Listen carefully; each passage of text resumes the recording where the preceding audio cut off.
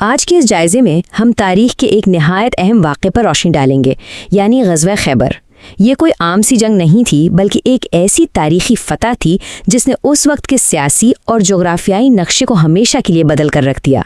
تو چلیے بغیر کسی تاخیر کے اس سفر کا آغاز کرتے ہیں اور دیکھتے ہیں کہ آخر کیسے ایک اتنے بڑے خطرے کو پوری ریاست کے استحکام میں تبدیل کیا گیا۔ تو آگے بڑھنے سے پہلے جلدی سے دیکھ لیتے ہیں کہ آج ہم کن پہلوؤں پر بات کریں گے۔ سب سے پہلے جنگ کا پس منظر، پھر مدینہ کی سلامتی کو لاحق خطرات، اس کے بعد خیبر کے قلعوں کی فتح اور حضرت علی رضی اللہ عنہ کی بے مثال بہادری۔ آخر میں ہم جنگ کے نتائج، معاہدے اور اسلامی ریاست کے استحکام پر اپنی بات سمیٹیں گے۔ شروعات کرتے ہیں اس پورے واقعے کے پس منظر سے کہ آخر حالات یہاں تک کیسے پہنچے۔ بات ہے 7 ہجری کی۔ یہ وہ وقت تھا جب اسلامی ریاست ابھی نئی ابھر رہی تھی اور مدینہ میں اپنے قدم جما رہی تھی۔ لیکن ظاہر ہے ایک نئی ریاست کے لیے راستہ اتنا آسان نہیں ہوتا، اسے کئی اندرونی اور بیرونی چیلنجز کا سامنا تھا، اور ایسے کٹھن وقت میں اپنے دفاع کو مضبوط کرنا اور ریاست کو محفوظ بنانا سب سے بڑی اور اولین ترجیح بن چکا تھا۔ اور اس بات کو یہ فاصلہ بہت اچھی طرح واضح کرتا ہے، 150 کلومیٹر۔ مسلمانوں کی فوج نے مدینہ سے خیبر تک کا یہ لمبا سفر طے کیا۔ اب خیبر کوئی چھوٹی موٹی آبادی نہیں تھی، بلکہ یہ یہودی قبائل کا ایک بہت ہی مضبوط اور طاقتور مرکز تھا۔ تو اتنے طویل سفر کے بعد ایسے مضبوط دشمن کے سامنے کھڑا ہونا واقعی ایک بہت بڑی فوجی مہم تھی۔ لیکن یہاں ایک سوال یہ پیدا ہوتا ہے کہ یہ مہم آخر اتنی ضروری کیوں تھی؟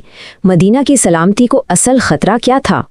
دراصل یہ فوجی کارروائی کوئی اچانک لیا گیا فیصلہ نہیں تھا، بلکہ بالکل ناگزیر ہو چکی تھی۔ خیبر کے یہودی قبائل مسلسل مسلمانوں کے خلاف سازشوں میں مصروف تھے، اور صرف یہی نہیں، وہ کھلے عام دشمنوں کی، خاص طور پر قریش کی ہر ممکن مدد کر رہے تھے۔ یہ محض چھوٹے موٹے سیاسی اختلافات نہیں تھے، یہ مدینہ کی سلامتی کے لیے ایک سیدھا اور انتہائی سنگین خطرہ تھا۔ نئی ریاست کی بقا کے لیے اس خطرے کو جڑ سے اکھاڑ پھینکنا اب بے حد ضروری ہو گیا تھا۔ چلیے دیکھتے ہیں کہ اس خطرے کا سامنا کیسے کیا گیا، اور بات کرتے ہیں خیبر کے ان مشہور قلعوں کی فتح پر۔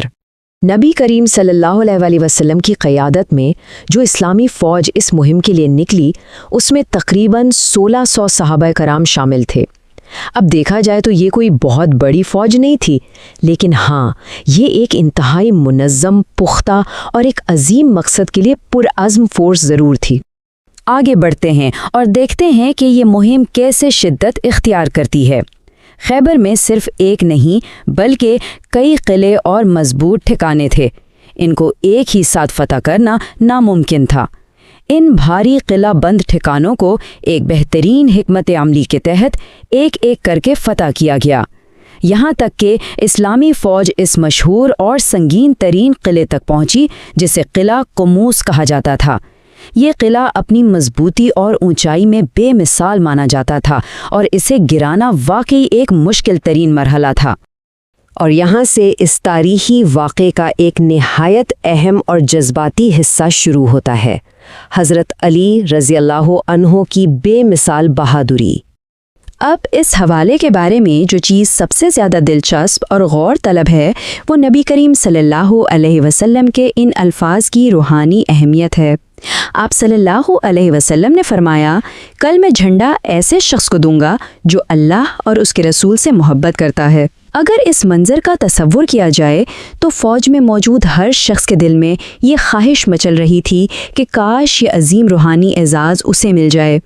یہ محض کسی کمانڈر کا انتخاب نہیں تھا، یہ ایک عظیم مرتبے کا اعلان تھا۔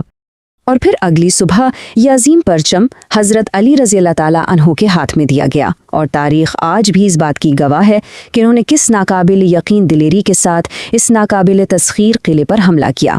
ان کی اس بہادری نے اسلامی فوج کو ایک عظیم الشان کامیابی دلائی، اور ان کا یہ شجاعانہ کردار تاریخ کے سنہرے حروف میں ہمیشہ کے لیے محفوظ ہو گیا۔ اس زبردست فتح کے بعد اب آگے کیا ہوا؟ آئیے اس جنگ کے نتائج اور ہونے والے معاہدے پر نظر ڈالتے ہیں۔ تو یہاں سمجھنے والا سب سے اہم نقطہ یہ ہے کہ اس فتح کے بعد جو معاہدہ طے پایا، اس نے نئے زرعی علاقوں کا انتظام کس قدر بہترین اور منصفانہ انداز میں کیا۔ ایک طرف تو خیبر کے تمام قلعے اور بھاری مقدار میں مال غنیمت مسلمانوں کے قبضے میں آ گیا، لیکن دوسری طرف یہودیوں کے ساتھ یہ عملی معاہدہ کیا گیا کہ وہ انہی زمینوں پر اپنا کھیتی باڑی کا کام جاری رکھیں گے اور اپنی پیداوار کا ایک مخصوص حصہ اسلامی ریاست کو دیں گے۔ اس حکمت عملی نے معیشت اور انتظامیہ کا ایک بہت مستحکم نظام کھڑا کر دیا۔ اور اس سب کا آخری اور سب سے بڑا فائدہ کیا ہوا؟ اسلامی ریاست کا مستقل استحکام۔ سچ تو یہ ہے کہ اس فتح نے چیزوں کو مکمل طور پر تبدیل کر کے رکھ دیا۔ دھیان دینے کی بات ہے کہ اس جنگ کے نتیجے میں ریاست کو ایک ایسا ٹھوس استحکام ملا جو اس سے پہلے نہیں تھا۔ دشمنوں کی ان تمام اندرونی سازشوں کا ہمیشہ کے لیے خاتمہ ہو گیا جو مدینہ کو اندر سے کھوکھلا کرنے کی کوشش کریں تھیں، اور ان سب باتوں نے مل کر مسلمانوں کی مجموعی طاقت اور ان کے اتحاد میں وہ زبردست اضافہ کیا جس نے آنے والے وقتوں کے لیے ایک ناقابل تسخیر ریاست کی بنیاد رکھ دی۔ اس پورے تاریخی سفر کے